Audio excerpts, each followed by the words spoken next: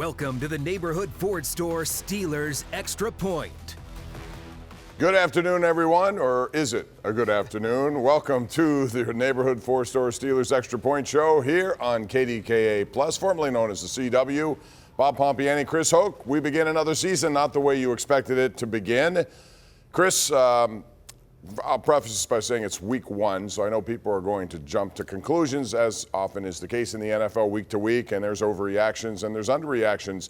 But the Steelers got manhandled today. That's the way you look at this one. I did not expect that. I thought this would be a good, competitive game featuring two teams. Yeah. You know, they had very good rosters. The Steelers certainly had a good off-season, preseason, and then, boom, right off the bat. It didn't take long for San Francisco to establish their dominance, and they took it to them in the trenches. First drive, they marched right down the field and scored a touchdown. Mm-hmm. And after this preseason that we've been able to witness over the last month, nobody anticipated this kind of game coming into the game today against the Niners and getting pushed around and getting manhandled like the Steelers did. The offense that was near perfect in the month of August was very, very poor. I don't want to say terrible, but very, very poor in the month of September so far. Just was not what they wanted to see. No, and Kenny Pickett lost the battle to Brock Purdy. Not that they go against one another, but Brock Purdy came in off an off-season surgery. A lot of people wondered if he would be that effective. Boy, was he. He looked poised. He looked comfortable. He faded. What a play to get away from Minkah Fitzpatrick, who had a clear shot at him on a blitz. He rolled left, found a receiver. Who else it would be than Brandon Ayuk? Nobody seemed to be able to match up Brandon Ayuk, and I wonder if this was Purdy going for him because Deebo Samuel was double-teamed. Yep. Whatever the case may be, Ayuk had a massive day. A massive day, and you're exactly right. I mean, Brock Purdy was the exact opposite of what Kenny Pickett was today. Kenny Pickett panicked. He was jittery feet. He could not sit still in that pocket, and Brock Purdy was cool, calm, and collected. And you pointed out the perfect play when Minkah Fitzpatrick came off the edge untouched. And as a veteran safety, you know you go for that upfield shoulder. He came too far inside, bad angle. Purdy rolled out, hit Ayuk. And listen, you knew they looked in this game to shut down Deebo Samuel. They did that, but at the cost of giving Ayuk over 100 yards and a huge day. And Christian McCaffrey also had a big day, over 150 yards, including a 65-yarder. The other disappointing thing to me, Chris, was the fact that they started so poorly in the first half. They started poorly in the second half, and that is really all hands on deck when it got to responsibility and blame. The coaching staff obviously got out-coached in this game a lot, too. There's no question. Listen, we always taught this as a football player. You start fast and you finish strong. You always want to start a half out fast and finish that half strong. And they did both. They gave up that touchdown drive in the first quarter. They gave up that 65-yard touchdown run we'll talk more about from Christian McCaffrey. The first drive, that just kills you, puts you on your heels. It's very tough to recover after getting smacked in the mouth like that, Bob. It really is. But it's one game, and, you know, they got to make adjustments. Certainly, you got the Cleveland Browns up next on a Monday night, and Cleveland won today 24-3. The last count I saw over Cincinnati. Joe Burrow did not look good. So there's a lot to talk about, and that's what we're going to do with you. Coming up here in the next 2 hours, we will have post-game reaction, including Mike Tomlin's comments, interviews, and then your calls as well. It's all coming up as we begin post-game coverage of the opener today, which did not go very well. Steelers lose 30-7. Never in this game. They're 0-1. We're back right after this.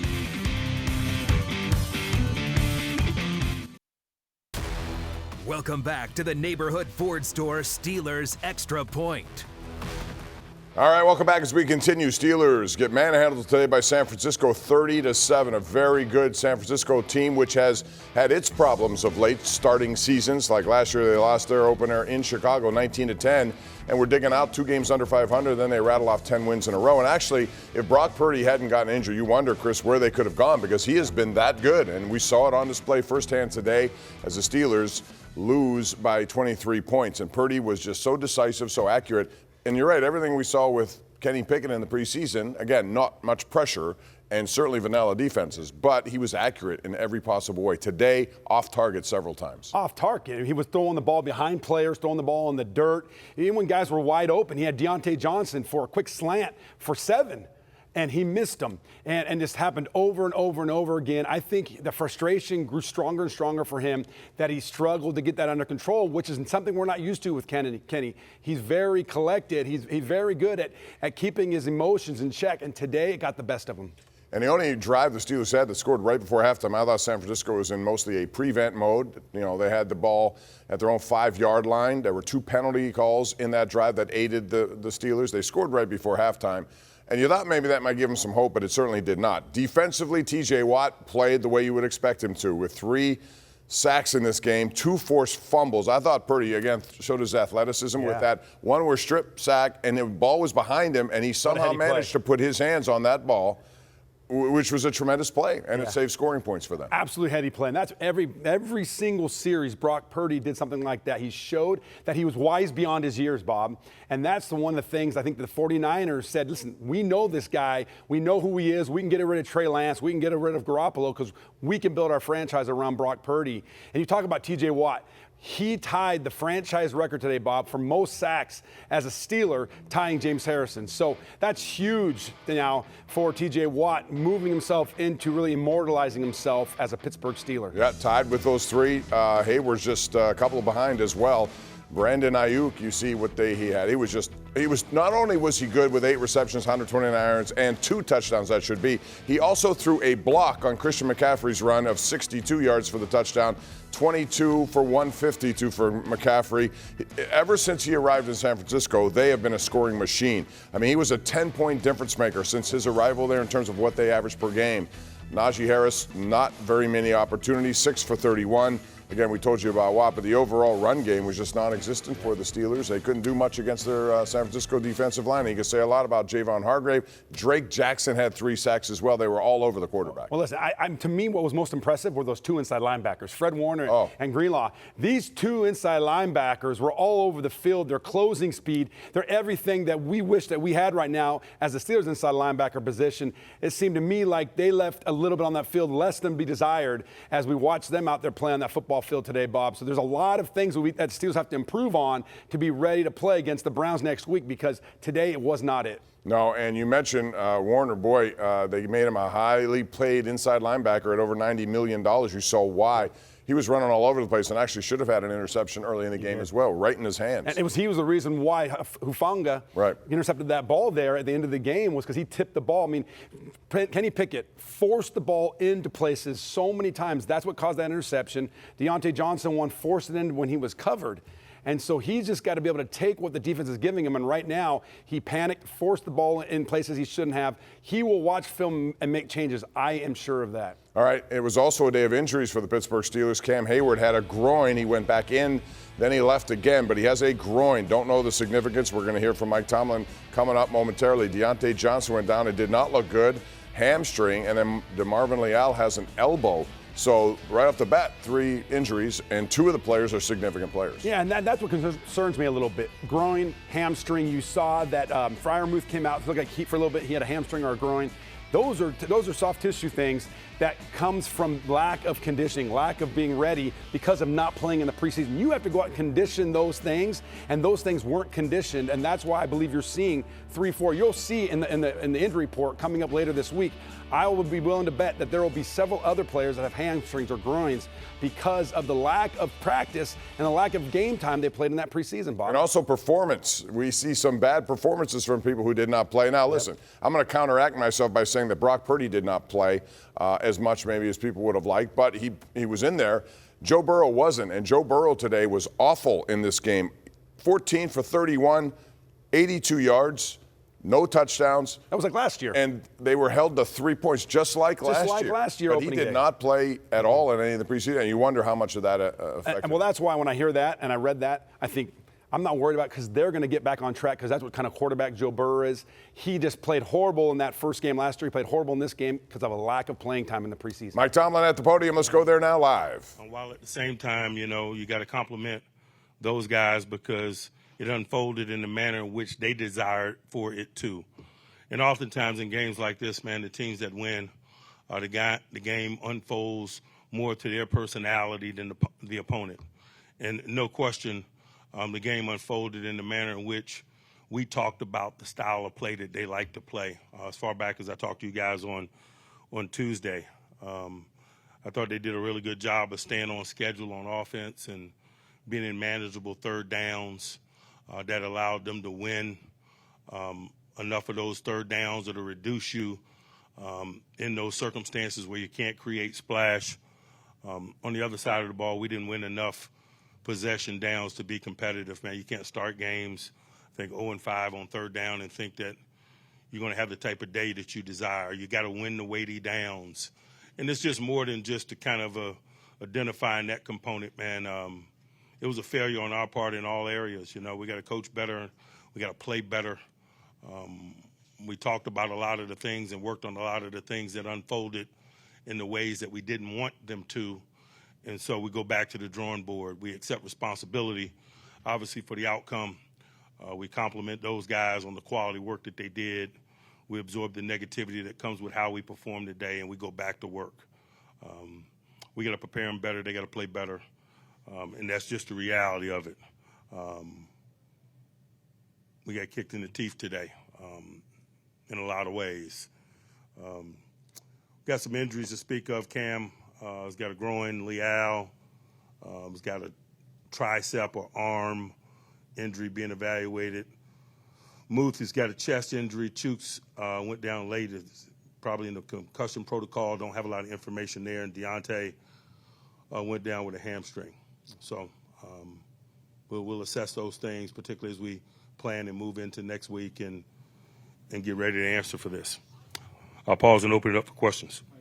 Beyond the third downs, what was some of the inconsistencies or what was going on offensively that you couldn't get anything going in the first? It's just that. You don't have enough snaps, man. You're going 3 and out. You can talk about run game, but the run game issues were not enough snaps because we were 3 and out. We got to win the weighty downs. Everyone has to win the weighty downs. That's the lifeblood of ball possession. And we didn't do a good enough job today on either side, but particularly how we started offensively. Not good. You were talking about McCaffrey coming in, and I guess he lived up to your worst fears, right? Or your defense didn't do very good against him. Yeah, when we're not possessing the ball, man, that's going to happen. We got to do a better job on those weighty downs to minimize our exposure to him. And we got to do a better job on both sides of the ball on those weighty downs to limit our exposure to him. We got to get off on defense. We got to convert on offense, man. Just look at the time of possession. I think last time I looked up it was 36 or something to 22 something. The day is going to unfold the way you desire it when it's lopsided like that. And it boils down to possession down play. Can you think schematically they were deficient as well as from a performance perspective, especially? I don't care how you cut it, man. We all swim in the same waters, meaning us players and coaches. And so that's how I started the opening. We all got to do better. And so it is schematic, it is performance, it's all of the above. Mike, Kenny was pretty accurate throughout the preseason and training camp. Seemed to have some high throws today or was just off on some of them. What do you attribute to that? It doesn't matter. We got to perform better. We do. We didn't, particularly on possession downs. Did the 49ers do anything you didn't expect, or did they just kind of attack you the way you thought? The game kind of unfolded to their personality, and so obviously, anytime you step into a stadium, there's an element of the unknown, the unexpected. But largely, they played to their personality, and they did a better job of it than we did ours. How would you assess the offensive line play today? It's a tough thing to dissect and isolate because so many other things are going on. If you're not winning possession down play, you're not going to get a true evaluation of a lot of components of the things that you like to evaluate. And so you can say that about the run game. You can say that about the offensive line. If you're not accumulating additional snaps, you don't have an opportunity to gain rhythm and develop the personality that you desire. And so the importance of the weighty downs is probably highlighted in my inability to answer that as I sit here. You talked many times this training camp about not having the luxury of warming up to things. Would you say the way that this game started was a failure in that area? Yeah. Even though that was a focus, is there anything that you can attribute that to? It's just as I described, the weighty downs. Anyone else? From a physicality standpoint, what made San Francisco's offensive line so effective in kind of getting that first push on your defensive line today? It became a time of possession component of it as well. The defense that's on the grass is going to die on the vine in early September. They did a lot of things well, but I don't know if anything specifically in the areas of which you're talking about. It was an accumulation of things, variables, if you will. Ill-timed slips in the first quarter, was that something or just random? Again, we're not looking for comfort.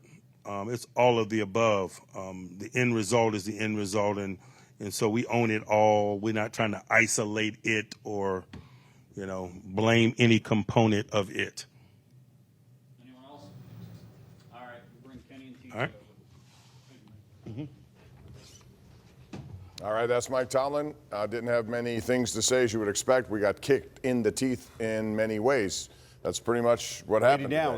Weighty downs. They didn't have many of those weighty downs, especially it took them 5 possessions to even get in positive yardage. No first downs during that time. I can't remember the last time a Steeler team at home started that way, at least. Especially an offense that had so much excitement, right? A perfect preseason, and Kenny Pickett was so good, so accurate, had such great control of that offense, and to come out and the way they played and not get a first down until the last drive of the first half. And I believe that a lot of those throws and catches in that last drive were because the 49ers were playing a little prevent defense. They gave them those throws. They did. A lot of his throws that were given to him in this game. So when they were combative catches, they were tough to throw and catch. They've got to improve there. And they also had 2 penalties on that drive, which aided. One was a late hit out of bounds, and it was 15 more yards on top of a catch or a run by Najee Harris. So that's a little misleading. They had 1 touchdown drive, and San Francisco pretty much said, okay, take it if you want. We'll try to stop you, but we're not going to go all out to do it. Anyway, we're going to take a break here. When we come back, you're going to hear from inside the locker room. Rich Walsh is there. TJ Watt, Minkah Fitzpatrick, hear what they had to say after the Steelers.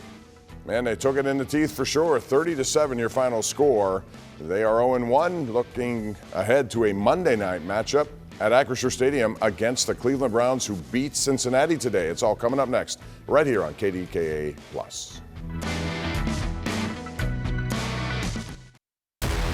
Welcome back to the Neighborhood Ford Store Steelers Extra Point.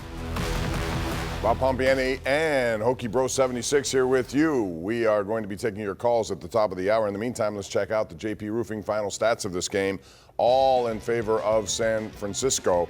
First of all, you can see the quarterback comparison here, and Brock Purdy was really good. These are the stats of the game. 22 first downs, many of them happened early in this game. Rushing yards, 190 on the day here for San Francisco, and just 37 for the Steelers, which reflects itself in time of possession. It absolutely does. Listen, 37-23 for the Niners, time of possession, and 22-37 for the Steelers. That's not going to get it done, and it comes down to those moments that Coach Tomlin talked about, the weighty moments. Third down. The Steelers were 33% today on third down, but that's not reflective of how the game went. A lot of those third downs were converted on those last drive of the first quarter, last drive of the fourth quarter. Really, it's much worse than that shows there. That's why the Steelers were 1-3 on fourth down. Right, 33% on fourth down. They couldn't convert those big plays, and that's why they got controlled with the clock, and that's why their defense got exposed, because they were out there dying on the vine, like Coach Tomlin said. Yeah, and San Francisco, for a team that won 30-7, you would never have thought that, given the fact they had 11 penalties for 85 yards. Yeah. And yet it didn't matter. They were in total control of this game. Minkah Fitzpatrick in the locker room afterwards. Rich Walsh was in there for KDKA. Let's hear what he had to say. Better team than what we put on display today. San Fran played a great game. We beat ourselves in a lot of areas. And like I said, when we're a talented team, or we have the talent that we have, is very frustrating. What was it that they were doing that just was maybe not what you guys anticipated, expected, or was it more just execution on your side? It was more execution on our side. I think they did everything we thought they were going to do. They didn't do nothing special. They playing San Francisco football, Shanahan football. We lost weighty downs early. They ran the ball, had big plays, running the ball and throwing the ball. So, we weren't playing a typical game, and it was a lack of execution for sure. Minkah, they had you down closer to the line of scrimmage a lot. Were they just running away from you, or what wasn't going on to get you around the ball more? Honestly, I think most of the time I was down, they were running away from the down safety. Even when I wasn't in the game, I think they're doing that as well. A lot of teams do that. It's just a scheme. Yeah. Minkah, what explanation is there for how badly Ayuk hurt you today? I ain't got no comment to that. What are you guys going to have to change before heading into the next game?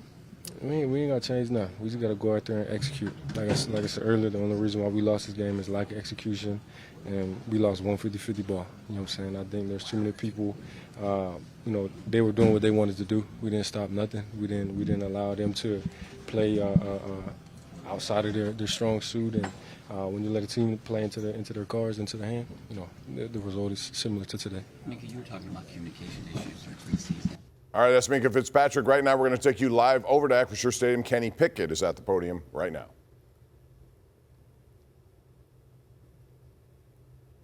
Did you feel like your timing was off a little bit? No, I wouldn't say it was a timing thing. Just need to be better. The difference in execution, you guys were able to score so often and so freely in the preseason. Just what do you attribute to that lack of execution today? I think San Fran's starting defense is a little bit better than some teams in the preseason that we played. They're a good team, but we at the end of the day we didn't execute anywhere near at the level that we need to, that we want to. So have to get a lot better. Went on that 95-yard drive to end the first half. What do you think changed for that drive, and why do you think you weren't able to sustain that later on in the second half? Well, it's a 2-minute drill, so it's a little bit different than normal down football. Good to go down there and get points, but we needed to have more balance, and felt like just we were kind of one-sided today. Couldn't get anything going really on the ground. Wish we had more balance, but we need to improve in a lot of areas. Did the pressure that they applied kind of change how you were looking at things, or stop you from maybe executing more of your progressions that you were looking at today?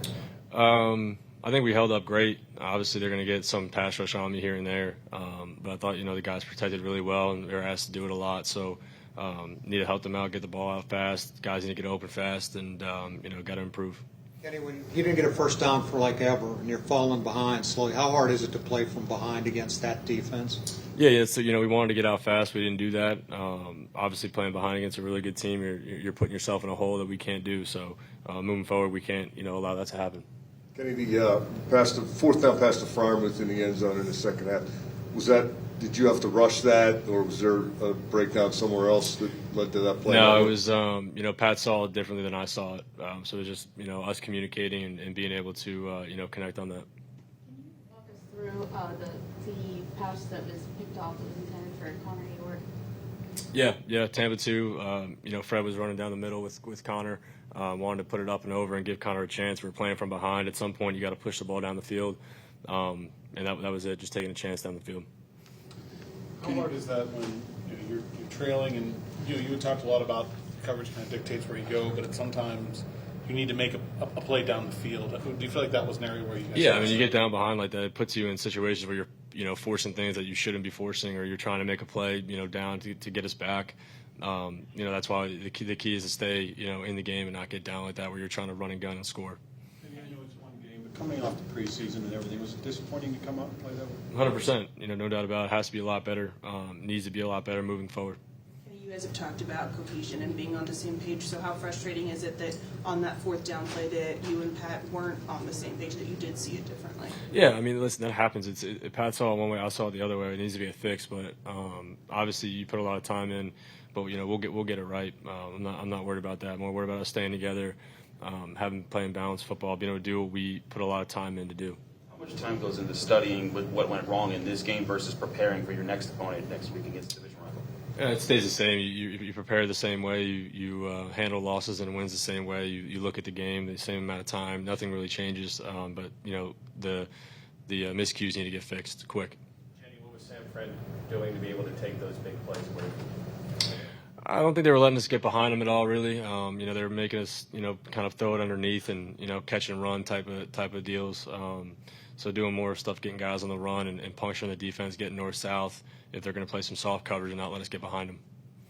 How important is it for you to have an even-keeled demeanor throughout the week here so the guys look at you and realize it's only one game? Yeah, it's very important. Like you said, it's one game. Another tough test coming in here Monday night. So things we need to get fixed, quick, and get back on track Monday night.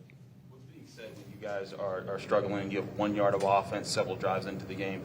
What are you guys saying and doing to try to get yourselves back into a groove? Just trying to get a first down, get in rhythm. You move the chains a little bit, you get in a rhythm. You start playing the football that we know we can play, and we didn't do that. So, got to get first downs early, move the chains, and get guys settled into the game.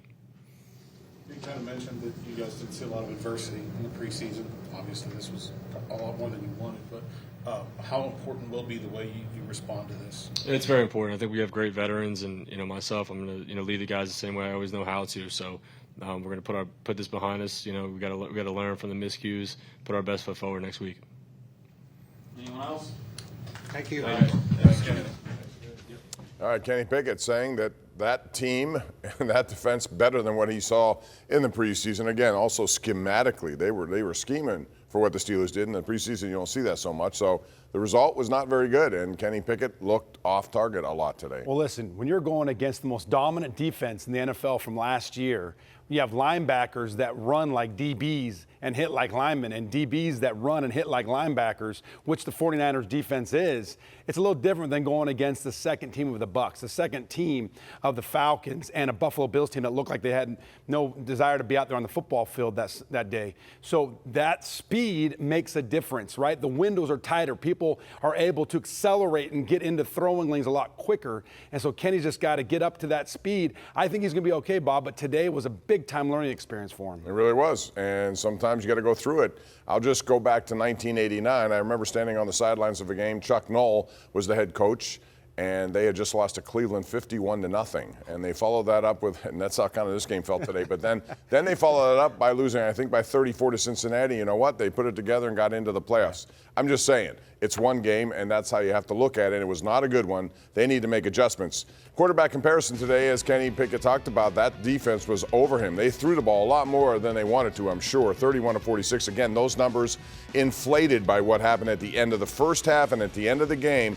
Overall, not good in any way. But Purdy, seventh-round pick, boy, they've gotten a bang for their buck with him. And he came out really at the beginning of this game, the first quarter and beginning of the second, and jumped on the Steelers, putting up 20 quick points, but moving the ball efficiently, making the right throws, moving around in the pocket. I mean, he was really near perfect today for me. He really was. Patient, poised, in the pocket.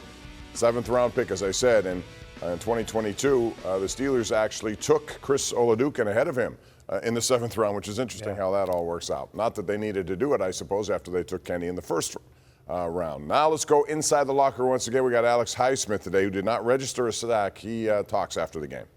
We got to start fast and we got to respond when we do hit adversity. We didn't do that today. Does that extend to the start of the second half as well? After the Absolutely. way you guys? We came out 1-3 now. They came out, got a touchdown, and same thing in the second half. It's about starting fast. And once again, everybody in the locker room's got to hate this feeling, and we got to move on from it.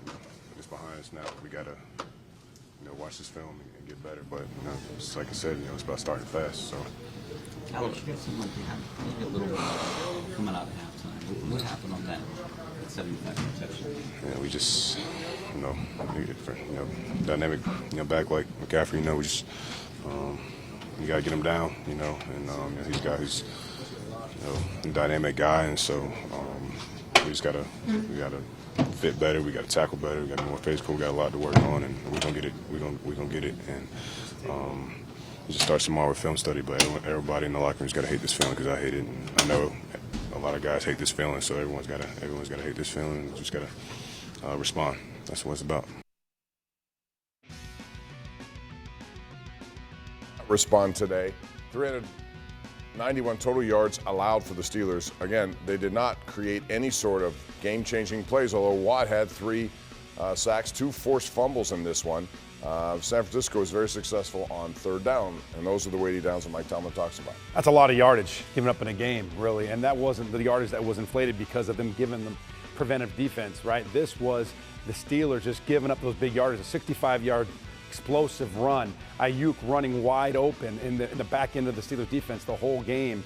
And, you look at Alex Highsmith, he's going to have a really, really good season, Bob. But today, he's got to understand, and everyone's got to understand, Alex Highsmith is going against the best tackle on that team's offensive line, right? And T.J. Watt's getting that right tackle primarily when you have a right-handed quarterback. The left tackle is the best one. Today went against Trent Williams, and that's a tough call there for him. He's got to keep going. He'll get his sacks. Yeah, we have T.J. Watt coming up. Also, Patrick Peterson in his first game. He was pretty tight coverage against Ayuk in one of his touchdown passes, but he went up and did not get the ball. Ayuk did on a very good play. We'll hear from both those guys as we continue live right here. This is your neighborhood Ford store. Steelers extra point following a 23-point loss at the hands of the San Francisco 49ers. We continue right after this. Welcome back to the Neighborhood Ford Store Steelers Extra Point. All right, welcome back. We continue here. Bob Pompeani, Chris Hoke will be taking your calls with a special edition of the Ireland Contracting Nightly Sports Call in and around 5 o'clock. In the meantime, T.J. Watt was the lone bright spot really defensively. They had 7 quarterback hits. Chris, as you pointed out, 5 of them by him. He was an active guy, 3 sacks. He also had a fumble recovery, 2 forced fumbles, a tackle for a loss. And he absolutely made life difficult for Colton McKivitz, number 68, who could not stop him. McKivitz is going to have traumatic stress syndrome after this game. For the next week, he's not going to sleep because of T.J. Watt. Absolutely took his lunch every single play today. I mean, 3 sacks, and he had 5 of the 7 quarterback hits. That's the kind of player we're used to seeing T.J. Watt. Last year, he was not healthy. A healthy T.J. Watt, that's what you get. And that's why he needs to be healthy all season long. T.J. Watt in the podium afterwards. Running the ball for 200 yards or whatever it is, a long day. We just couldn't get off the field. That's always going to make for a really long day defensively. I think it was, 40-plus snaps in the first half, just as defense, and that just means we weren't getting off the field in critical moments and just not able to stop the run. And that's priority number 1 every single week. TJ, what allowed them to be so successful on those weighty downs? Just lack of playmaking. I think that's just what it boils down to. I mean, obviously I'm going to have to go back and watch the film and be honest with ourselves and see where we can improve. But just right here and right now, it's just lack of playmaking. They made more plays than we did in those weighty downs. TJ, it felt like, especially early, you guys maybe struggled to get pressure on Purdy. Just what were they doing to keep that pocket clean? I mean, credit to them. They did a good job keeping him clean. Like you said, he doesn't set super deep in the pocket. He gets the ball out relatively quick. Got the ball in the hands of his playmakers, and they made plays for him today. At the same time, you had Cam go down, Leal go down, Lario's still injured. How much difficult was it to get in a groove, so to speak, knowing you had so many guys different rotating in? I'm never going to make an excuse for that, and we always have the next man up mentality, and it doesn't matter who's in the game. The standard is the standard, like we talk about all the time, and today it definitely wasn't enough. Is there anything you can point out, too? Just it looked like they were more ready at the very start of the game. Is there anything you feel like? I don't know. I don't know if there's one thing that I can say right now. I mean, you guys watched the preseason. We were able to start fast in all 3 phases of the game, and today was definitely not like that. And, I mean, even to be able to stop the bleeding, come out at halftime, and have them have a 2-play, 70-plus yard drive is not acceptable at all. So it's a matter of starting fast, not just in the first half, but also coming out in the second half, going as hard as we can to give the offense the ball back, which we weren't able to do. Your first watch, did you think McCaffrey was mostly them blocking it up and him being him, or did you feel like you guys were not executing properly against the run? I don't know. It's too early to tell. I mean, he's a great back. I mean, I don't want to take anything away from a guy like that. He's very shifty, is very elusive, and had a really good football game against us today. Did you see Purdy doing anything maybe you weren't expecting, or did he pretty much run the offense the way you thought? Yeah, I thought he did a great job. Like I said, it's too early for me to start making decisions on how the game went. I mean, I can just go off of what I feel right now, but I think he did a good job, and we weren't able to affect him enough to put him in tough situations, but he executed better than we did today. It looked like you had guys on both sides that were slipping on the field. Was there anything different or off about the playing surface? Nah, I didn't notice any difference. TJ, what's the impact of not having Cam out there for defense? I mean, he's a captain. He's a captain for a reason. He's been a guy that's been able to make plays and be a spark for our defense for a long time. But like I said earlier, the standard is the standard no matter who is in there. All of us were at training camp together getting repetitions with different groups, so we're all familiar with each other. And if one guy goes down, no matter who it is, a guy like Cam, it might take more than just one guy to fill that role, but we need to find a way to stop the bleeding as soon as possible, and we weren't able to do that today. And that's T.J. Watt after the game with 3 sacks, 2 forced fumbles. But I'll tell you, he hit on it when he said we could not stop the run. And first and foremost, I think they got to get better, certainly in that department. Last year, starting out same kind of way, they were going to have way too many yards on the ground, and this is something that has to be stopped quickly. Absolutely, and listen, I'm concerned because last year they struggled to stop the run, and coming into this season, I said to someone in the media here in Pittsburgh, I said, listen, I think the Steelers are going to struggle to stop the run. When Cam Hayward's in there, he plays with great technique. He's a run stuffer and a pass rusher, but he plays with good technique. The other D linemen, they struggle at times to stay on play side of the blocks and play with good technique, play in and play out. These linebackers were unproven. As you saw today on some of those runs, the linebackers made plays when they were unblocked, but when they had to get on and off an offensive lineman to hit and release, they couldn't violently get off the release to make a play, as you saw on that 65-yard touchdown by McCaffrey and several other plays. And so they've got to improve in the middle of that defense, or they're going to struggle against the run throughout this season. Real quick, before we get to Patrick Peterson, Larry Ogunjobi only had 2 tackles today, and I don't know if he's still injured or not, but that seems to be a guy that the Steelers were counting on being, they gave him a 3-year, $28 million extension.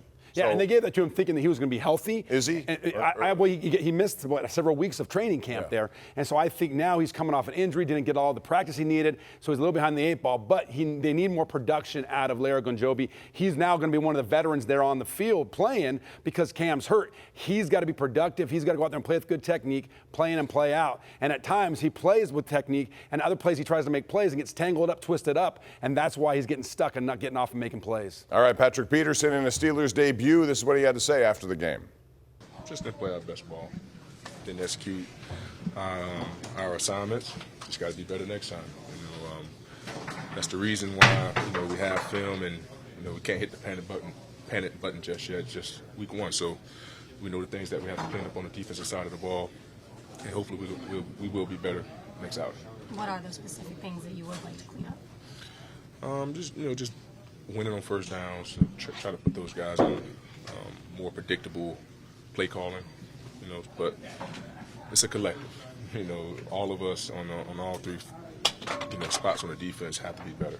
So going back to the drawing board here tomorrow and see all the mistakes that we made, and hopefully clean those up by the time we step on the grass again.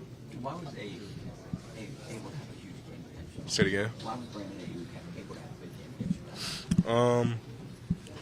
A couple of those passes, with when you have opportunity to win them, get 6 and 7 yards on first down, it sucks those linebackers up, playing the run and opening up the windows behind them. But, like I said, we just have to be better in coverage, better in the run defense, just better overall, because that just wasn't a good enough effort to come out on top today.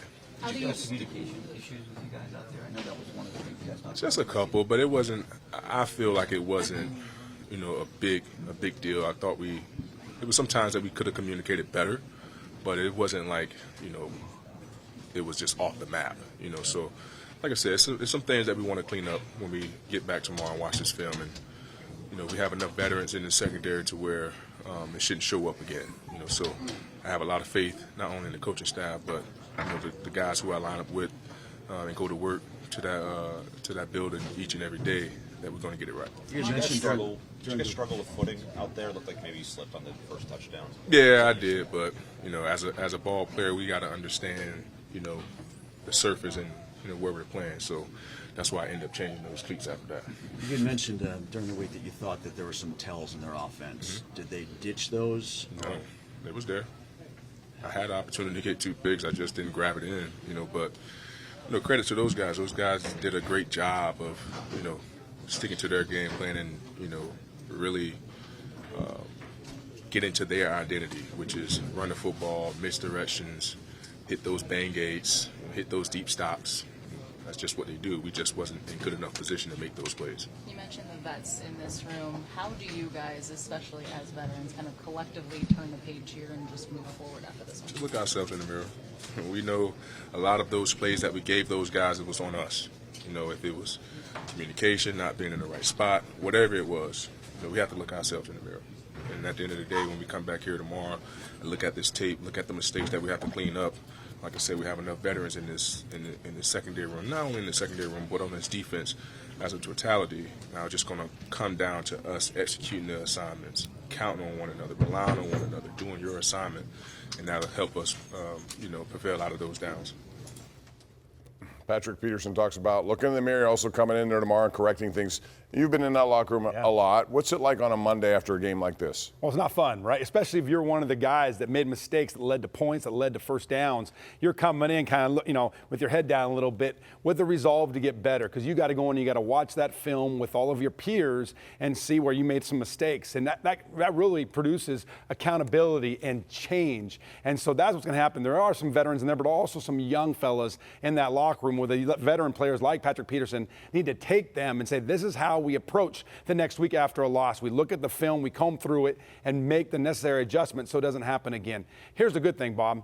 They have an extra day this week to prepare for the Browns, and so they can take the extra day to practice. They're going to have that bonus day, like Coach Tomlin talks about, to work on some things on the field in cleats that will help them be more prepared for Monday night against the Browns. Yeah, they're going to need better performances, especially out of the offense. Pat Freiermuth, a guy we thought was going to have a big year, still probably will, at least you hope so, but today limited to one catch. It was for a touchdown right before halftime. He also had one in the end zone that you heard Kenny Pickett say, miscommunication. Let's hear what number 88 said after the game today. The preseason you guys have, how frustrating is it to come out and only score 7 points? Yeah, it's frustrating.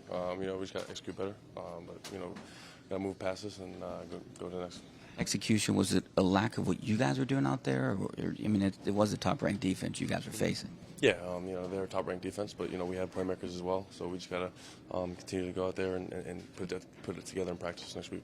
How do you turn the page after a loss like this, especially offensively? Just watch the film, learn from it, and move on quick and go to Cleveland. Your touchdown, you just talk a little bit about, I know you were hurt there for a little bit, right? What happened, and then you came back in and scored? Yeah, 21-9 lit me up pretty good. It was a hell of a hit by him. And then, just KP threw a great ball into the end zone, caught it. Is this something you got to start all over? Or do you think you guys are close? Even though the score doesn't really indicate. Yeah, no, we're close. We just got to continue to watch the film and grow from it, and we got to pick it up quicker than last year, obviously. But we just got to continue to learn from it and watch the film and get back to work on Wednesday. I know you're not the coach, but the up tempo seemed to work at the end of the first half. Do you think that's something you guys need to do more of? Yeah, I'm just going to continue to come in and work with the offense and see what we got, and we'll be fine. We just got to continue to trust each other and be there for one another and continue to get this train going. Yeah, Hofunga hit him pretty hard there in the end zone, and that was a pass that was behind him. He probably would have made the catch had it been on target. The touchdown pass was on target. It was a good throw by Kenny. I thought his best throw of the day. Yeah, one of the better throws there, you're absolutely right, and that was, Freiermuth, there were a couple times when Muth was open, and Pickett just could not hit him on the target, right? It was behind him, it was in front of him, just wasn't where Freiermuth wanted to be and needed to be. So they'll clean those things up. They're close, they work good together. So right now, it's about just getting on the same page, Bob, making sure they're seeing the same things when they come up, they're seeing the same coverage, and they're reacting and running the right routes. Yeah, Deontay Johnson was a big guy in there. Then he got hurt with his hamstring on a nice reception and run after. Again, we don't know the extent of all these injuries. We'll have it on Tuesday for you when we have the Mike Tomlin press conference here at noon. We're going to take a break, and we will come back with more as we continue our postgame wrap-up of the Steelers losing by 23 points to San Francisco. Not a good beginning to the season, but it's 1 out of 17. We'll continue next.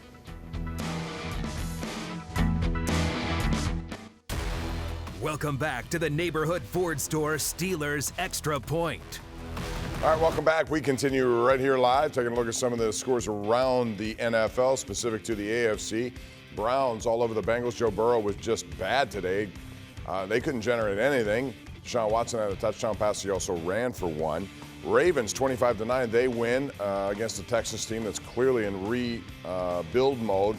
Although in that game, J.K. Dobbins suffered an Achilles tear. Likely lost for the season, but Baltimore's 1-0. And then the Jacksonville Jaguars, a team anything can emerge from the AFC, were down, but they came back to beat the Colts 31-21, that final score. Next up for the Steelers, it's a Monday night game against the Cleveland Browns. In the meantime, Najee Harris in the locker room. He did not have a lot of opportunities. 6 carries, 31 yards. That's a pretty good average of 5.2, but 1 carry for 24 made the rest of those 4 pretty much ineffective. This is number 22 after the game. Nothing that we haven't coached already. It's just the same stuff we've been talking about all camp. It was a great team, great defensive front. So nothing that we can't just go and film, talk about, correct it, and come out week 2.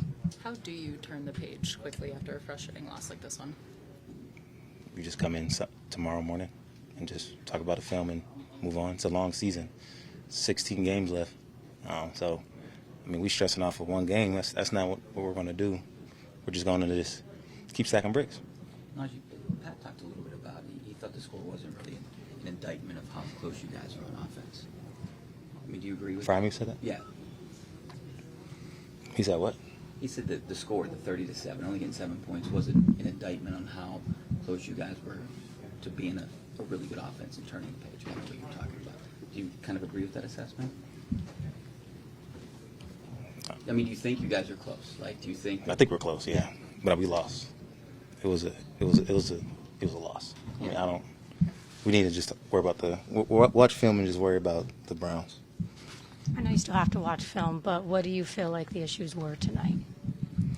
I mean, you could point out a lot of issues, but it's a we didn't execute on third down. That was big.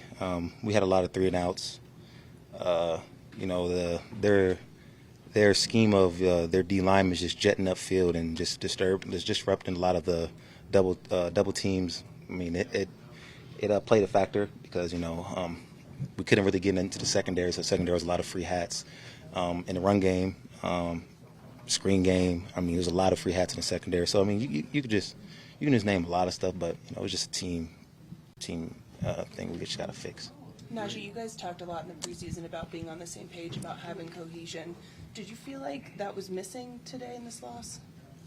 I think we just need to get better. Yeah, I think we just need to get better. The stuff you guys need to fix, does any of it feel similar to what bogged you guys down at times last year, or does it feel completely different this year and some new faces? No, it's different this year. I mean, like we're not blinking, as like Mike Tomlin said. We're not stressing. We're not worried about it. It's the first week. They're a great team. We had a game plan. We didn't execute it. We didn't capitalize on a lot of third downs. But we're not just like last year. We started off slow. We're not trying to be like last year, but just like last year, how we just turned things around. This is it's one of those things. We lost week 1. But going into week 2 is just as important as week 1, and we're going to capitalize that and hopefully come out with a victory that week. Najee Harris after the game, and Chris, you know as well as I do that if those numbers don't look good from a running back point of view, individually they were not good. It starts up front, and it seems like the Steelers were really bullied in their own stadium today by San Francisco, both on offense and defense. What about the offensive line? As good as it was in the preseason first team, it did not perform well today. Again, you have a lot of new pieces here on that offensive line, and they didn't get a lot of reps together in the preseason in game-like situations. They only played, 5 series in the preseason. You come out here and you go against a team like the 49ers who has the most dominant defense in the NFL. 2 linebackers who could be the best tandem of linebackers in the NFL in Fred Warner and Greenlaw, and they struggled to get a hat on Fred Warner. They struggled to get a hat on Greenlaw. These guys were flying to the football, and when they did, they were able to hit and shed and get off blocks and make plays. So that's where they've got to get better. That whenever the Steelers have struggled to run the ball, Bob, it's always been the same thing. Not getting a hat on those linebackers and those linebackers roaming free. As a defensive lineman, you're okay taking on double teams. You're okay getting blocked as long as your linebackers aren't touched because you know that they're going to be making big plays and limiting the runs. And that's what the 49ers did today. Yeah, and the Steelers know that they're not going to see an inside duo probably as good as this all season long. Warner and Greenlaw are 2 of the best in the game, and they complement everything else they do. Speaking of offensive line, Mason Cole, number 61, in the locker room after the game. So competitive, so challenging. There's bound to be days like this, as we've seen in the past. So it's just we'll go in and critique this film tomorrow and get better, and start getting ready for Cleveland. Does it feel at all like some of the lopsided losses from last year, or is it more like this is completely different? I don't know if there's any through line. I don't know, man. It feels different because as an offense in training camp and preseason, we've been playing so well, and they go out there and they don't play well. So it's a little disappointing, but there's nobody playing but ourselves. Like I said, we'll just have to get in tomorrow and critique this film and be super self-critical. And we've got an extra day this week to get better too. So. Pat talked a little bit about how the score wasn't looking indictment and how close he thinks you guys are. Yeah, I think so. I think we just didn't execute. We know we can execute. We just didn't for whatever reason today. They were just the better team, better game plan, and they just had our number today. one game not define you as a unit? Or is that hard or not? No, I mean, there's 16 more games. You're bound to have a really good game or a not so great game in this league, and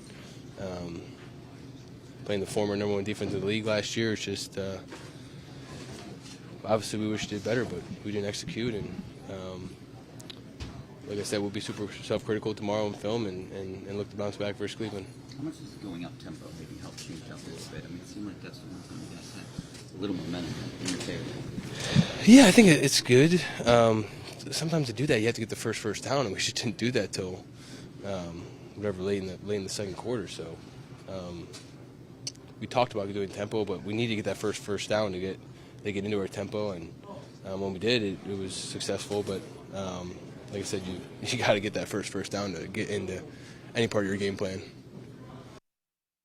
So that's Mason Cole after the game, and clearly the offensive line did not give Kenny Pickett much time. That could have led to what we describe as happy feet. He seemed to be uncomfortable at times with those throws, go off target, but when you're being pushed back into the quarterback and things happen that way, and tight coverage in the secondary doesn't normally result in good things. It doesn't. Listen, he was sacked 5 times and was under pressure, hit 9 times, under pressure much more than that. And so that played a role in why he had happy feet and why he was uncomfortable in the pocket. But you can't give up 5 sacks in a game. Now, listen, I understand people are going to say, well, Chris, they knew they were going to pass. Yes, and as a defensive lineman, when you know that that the offense has to throw the ball, you can pin your ears back and not worry about the run, and you can get after them with your line stunts, with your moves, and you can really be creative. It makes it difficult for an offensive lineman to protect in that situation. That was what happened there in that fourth quarter, where I think they got 2 or 3 sacks on that last drive. Yeah, it's interesting. They had 5 sacks. Drake Jackson had 3 of them, but none for Nick Bosa, who just signed that $170 million contract, but he also did not have any time in preseason as well. So San Francisco looks like one of the best teams in football, specifically in the NFC. Now let's take a look at the Ford road ahead for the Pittsburgh Steelers, brought to you by your neighborhood Ford store. A big game suddenly. Browns are 1-0. These are now head-to-head in the division. Coming off a win against Cincinnati, they'll be very amped for this game against the Steelers at Acrisure Stadium, 8:15. After that, at Raiders, at Texans before they come home to take on the Ravens. And again, in that game, J.K. Dobbins today is out for the year, looks like, with an Achilles tear. And what I see there is 4 AFC games, right? Today, as bad as it was an NFC loss. It's not going to go against you in the tiebreakers unless it comes down to the 6th or 7th or 8th tiebreaker. So this game against the Browns is big, a division game. They've got to make the adjustments, come out on Monday Night Football ready to play, and then they got the Raiders, and then they go on, they play Texans and the Ravens. Those are big games right there because they're in your conference. They've got to come out of that at least 3-1 over the next 4 games. No question. We'll take a break, come back with more. You're watching our coverage of the Steelers' 30-7 loss to San Francisco on opening day at Acrisure Stadium. We continue right after this short timeout.